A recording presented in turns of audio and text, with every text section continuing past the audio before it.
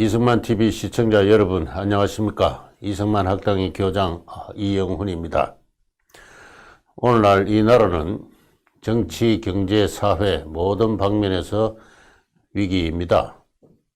언제 가시화할지 모를 잠재적 위기의 상황이라고 하겠습니다.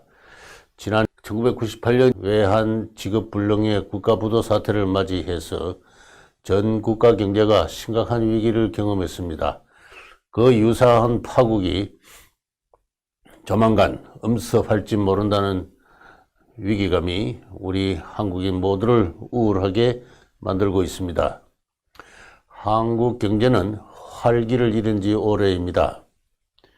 기업의 투자가 위축되고 있습니다.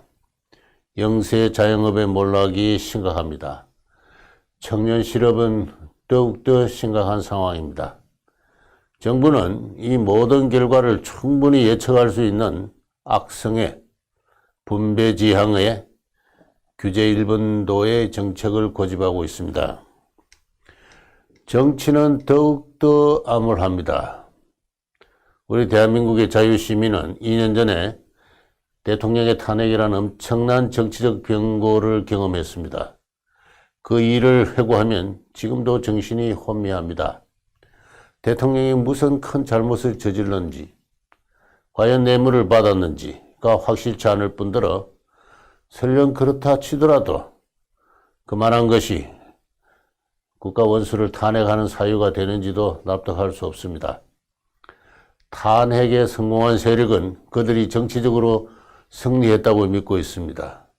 그것으로 충분하다고, 정당하다고 소리치고 있습니다.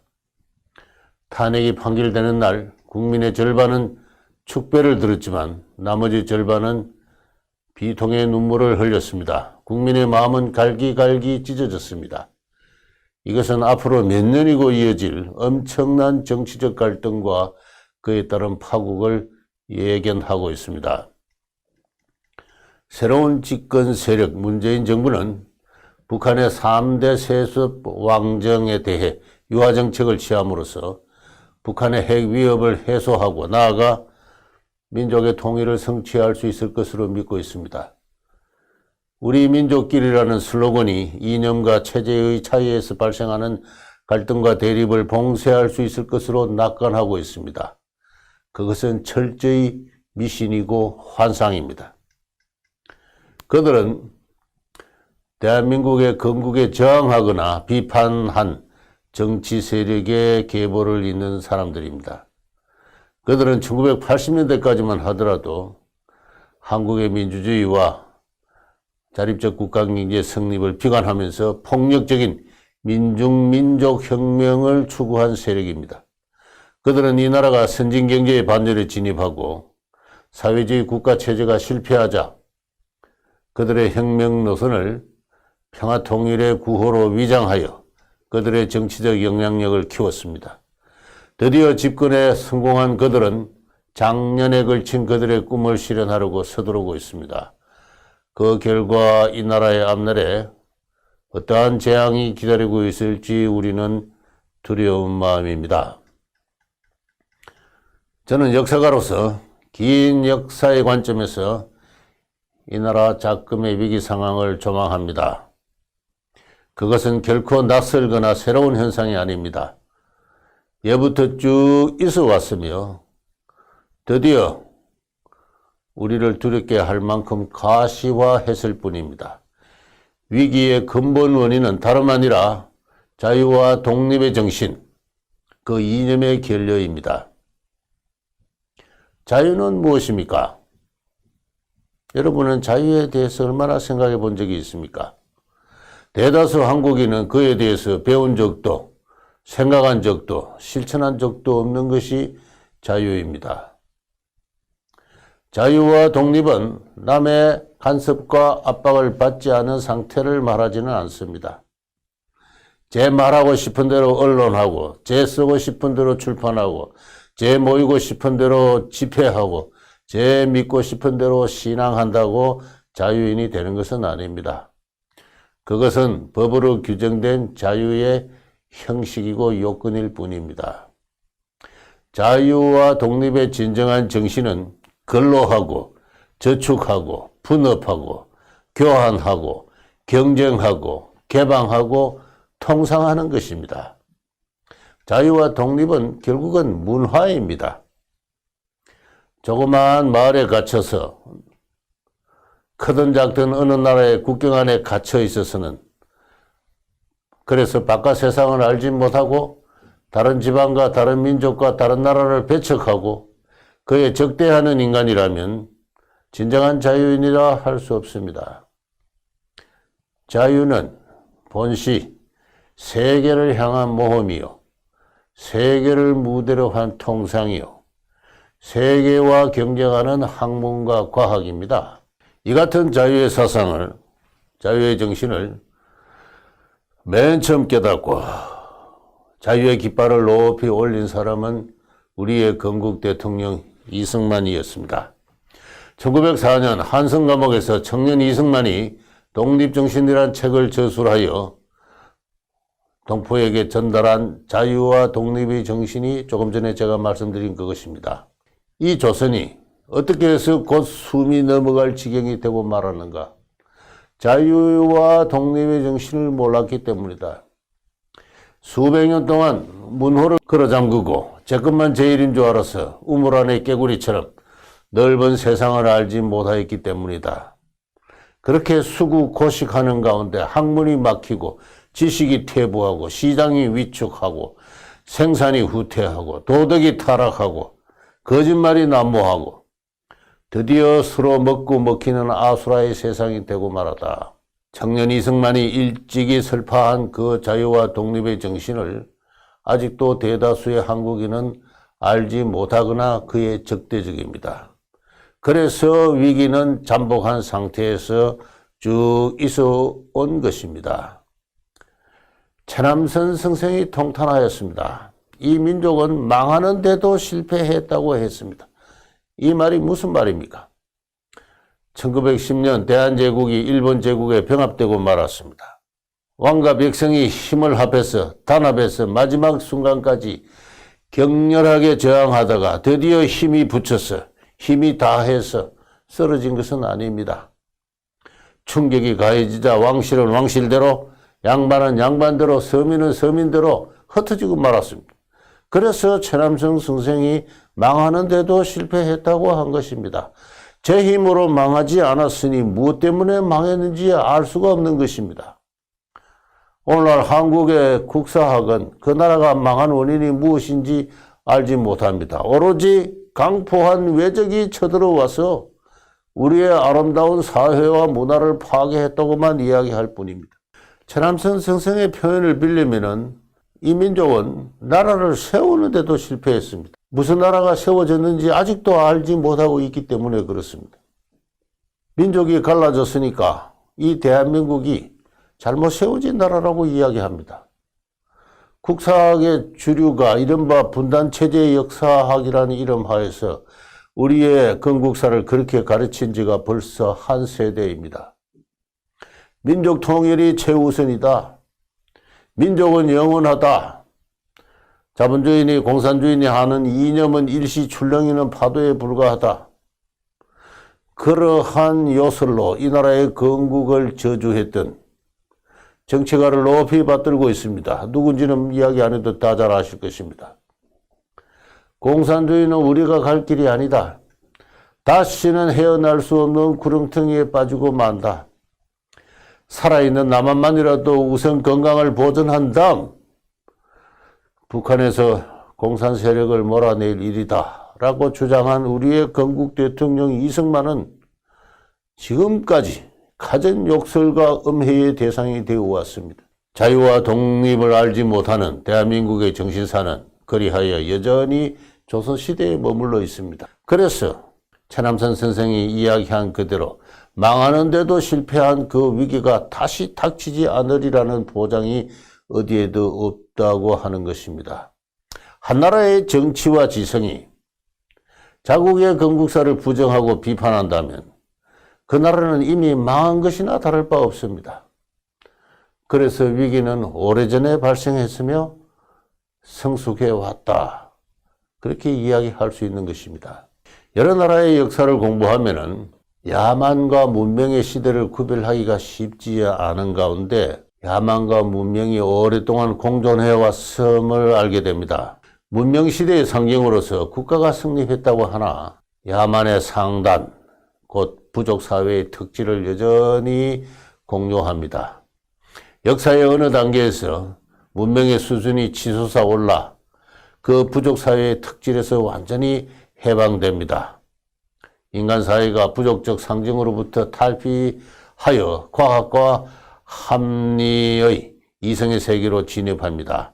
그런 문명사적 경험을 한 나라가 바로 오늘날의 선진국입니다. 종교개혁 이후의 서유럽이죠. 막번 체제하에 건세의 일본도 그러합니다. 그렇지만 저는 한국사에서 이러한 문명사적 고양, 야만의 상단으로부터의 최후의 탈출, 그러한 경험은 없거나 불완전했다고 생각하고 있습니다. 그로 인한 정신문화의 지체가 지난 20세기의 한국사를 관통하였습니다. 20세기에 전개된 근대화의 역사는 대다수 한국인에게는 무임승차의 역사였습니다. 나라가 망하는데도 제 힘으로 망하지 않았고 나라를 세우는데도 제 힘으로 세우지 않았기 때문에 그렇습니다. 근대 문명의 법, 제도, 기구는 일제와 함께 이 땅에 이식되었습니다. 그러한 역사임에도 불구하고 이 나라가 지난 70년간 커다란 성취를 이룩한 것은 이승만과 박정희 대통령으로 이어진 창조적 소수, 그들의 권위주의 정치가 나라를 올바로 세우고 올바로 깃털을 잡았기 때문에 그렇습니다. 다시 말해 자유와 독립의 정신으로 나라를 세우고 경영하였던 것입니다. 그럼에도 불구하고 한국인이 역사로부터 물려받은 지체되고 왜곡된 정신사회에는 큰 진전이 없었습니다. 이제 결론을 말하겠습니다. 작금의 우리를 우울하게 만드는, 우리를 두렵게 만드는 위기의 근원에는 역사와 함께 오래된 야만의 상단에 뿌리를 둔 종족주의가 오롯이 자리 잡고 있습니다. 종족주의는 근대과학의 합리적인 정신세계와는 거리가 멉니다. 종족주의의 정신은 샤머니즘과 토테미즘에 바탕을 둡니다. 종족주의의 사회는 미신과 거짓말로 이루어집니다. 무엇이 진실이고 무엇이 거짓인지가 구별하기 힘듭니다. 그리하여 종족주의의 정치는 거짓말의 선동입니다. 종족주의의 외교는 적대 종족의 존재를 전제하는 저주와 경계의 연속입니다.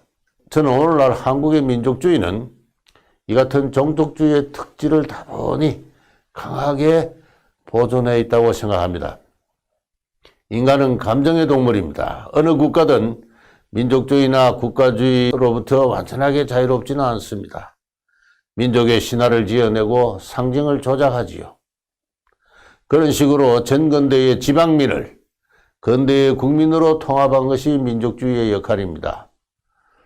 신화와 상징의 조작이 지나쳐서 민족주의는 타민족을 침략하는 제국주의의 논리가 되기도 했습니다. 그러한 역사적 경험을 거친 이후 오늘날 미국, 서유럽, 일본과 같은 선진국에서 민족주의는 옛 이야기가 되고 말았습니다. 그렇지만 민족주의는 역사적으로 정근대의 신분제나 왕정체제를 부정하고 민주주의와 공화주의를 고양하는 긍정적인 역할을 수행했습니다. 유감스럽게도 한국의 민족주의는 이같이 그에 부여된 역사적 책무를 수행함에 있어서 실패했습니다. 국민을 통합하기보다도 국민을 분열시켰습니다. 국가의 정통성을 고양하기보다도 그것을 깎아내리는 데 몰두하였습니다. 한국의 민족주의는 선진국의 민족주의가 수행한 국가와 국민의 건전한 통합이라는 최소한의 역할을 감당하지 못했습니다. 그것은 한국 민족주의의 바탕을 이루는 종족주의의 특질 때문에 그렇습니다. 한국의 종족주의는 그 국제 감각에 있어서 불균형적입니다. 일본에 대해서는 무한정 적대적인 반면 중국에 대해서는 이해할 수 없을 만큼 관대합니다. 중국 정부가 중국에 진출한 한국 기업에 대해서 누가 봐도 부당한 조치를 노골적으로 자행해도 분노할 줄 모릅니다. 중국의 최고 지도자가 한국은 원래 중국의 일부였다고 해도 무덤덤하게 지나치고 맙니다. 후진 중국입니다. 후진 중국을 마치 세계를 리드하는 강대국으로 착각하고 대우하고 있습니다.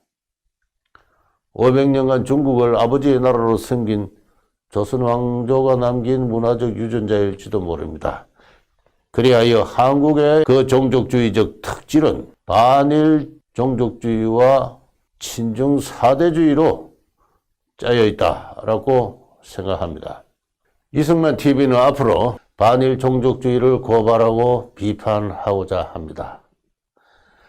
우리 한국인이 알고 있는 일본 지배계의 역사가 그에 대해서 무한히 분노하는 감정이 얼마나 비과학적인가, 실제 사실과 동떨어진 것인가, 우리 문화에, 우리 정신사에 잠복해 있는 샤머니즘과 토테미즘에 근거한 것인가를 샅샅이 해부하고 비판할 것입니다. 목화 사법부의 파동을 몰고 온 이 어처구니 없는 이 사법부 파동을 몰고 온 일본의 조선 노무자 동원 문제를 다룰 것입니다.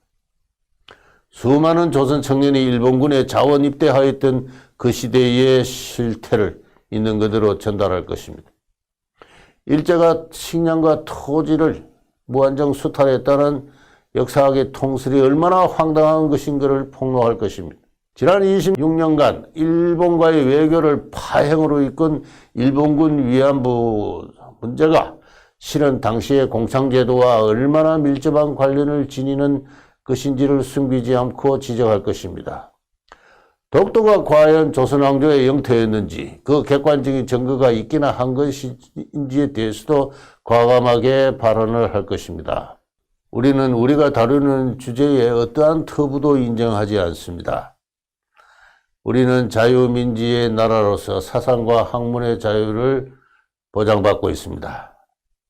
우리는 그것을 믿고 나아갈 것입니다. 우리는 대중의 분노를 두려워하지 않습니다. 진정 두려운 것은 이 나라의, 이 민족의 종족주의적 정신세계가 결국은 이 나라를 실패로 몰아가고야 말 그 다분한 개연성의 위기, 바로 그것입니다. 이것을 극복하지 않고서는 이 나라의 정치와 경제가 안정되지도 못할 뿐더러 높은 수준으로 선진화하는 것은 불가능한 일입니다. 앞으로 진행되는 강의에 있어서 시청자 여러분의 적극적인 비판과 건설적인 토론을 부탁드립니다. 적극적인 비판과 건설적인 토론은 불감청 고소원입니다. 이승만 TV는 열린 마음으로 그에 적극 대응할 것입니다.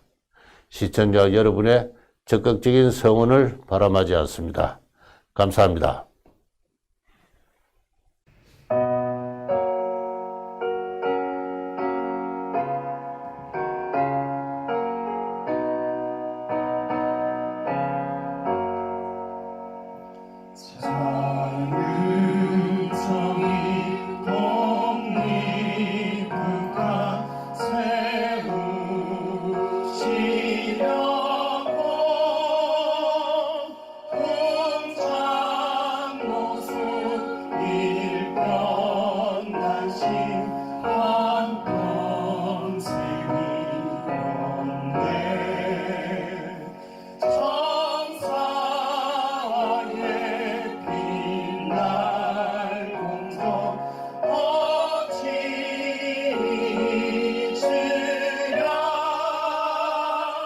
선진 사회 이루